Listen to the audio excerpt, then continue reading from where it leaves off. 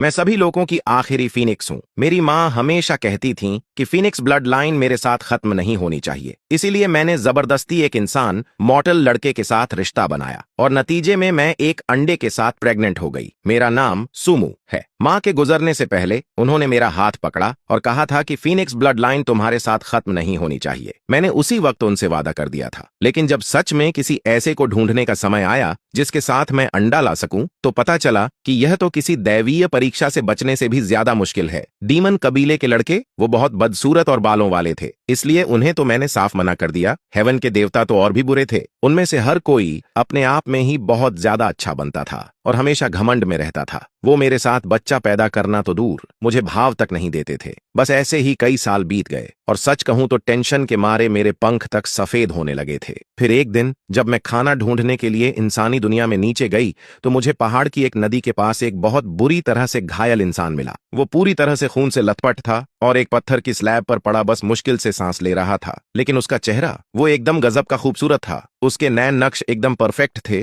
नाक तीखी थी, पतले होंठ कसकर दबे हुए थे और बेहोश होने पर भी उसकी भौहें थोड़ी सिकुड़ी हुई थीं। उसे देखकर ही लग रहा था कि वो बहुत ही प्रीमियम क्वालिटी का इंसान है। मैं उसके पास बैठी और काफी देर तक उसे घूरती रही। जितना ज्यादा मैं उसे देख रही थी, मुझे वो उतना ही ज्यादा पसंद आ रहा था। माँ हमेशा कहती थी कि फीनिक्स ब्लड लाइन बहुत अनमोल है, इसलिए कोई अच्छा दिखने वाला ही ढूंढना, वरना बच्चा पूरे कबीले की नाक कटवा देगा। मैंने ज्यादा नहीं सोचा, बस उसे उठाया और अपनी गुफा में वापस ले आई। मैंने उसे पत्थर के बिस्तर पर लिटाया, अपनी सबसे अच्छी हीलिंग दवा निकाली और उसका इलाज किया। उसके पीले पड़े चेहरे को देखकर मैंने सोचा, अगर किसी को बचाना ही है तो फिर पूरी तरह से ही बचाओ, है ना? चूंकि मैं उसे पहले ही बचा चुकी थी, तो क्यों ना एक तीर से दो शिकार किए जाएं। ये सच है कि मैं पहले कभी किसी के साथ नहीं रही थी, लेकिन मैंने इंसानों की बहुत सी रोमांटिक नॉवेल्स पढ़ रखी थीं। इसीलिए मैंने एक गहरी सांस ली, अपनी स्लीव्स ऊपर की और उसके कपड़े उतारना शुरू कर दिया। एक लेयर, दो लेयर, और जैसे ही मैंने उसका आखिरी कपड़ा उतारा, उसने अचानक अपनी आंखें खोल दी। उसकी आंखों का रंग ऐसा था जो मैंने पहले कभी नहीं देखा था। तुम कौन हो? उसने पूछा और वहां एक अजीब सा सन्नाटा छा गया।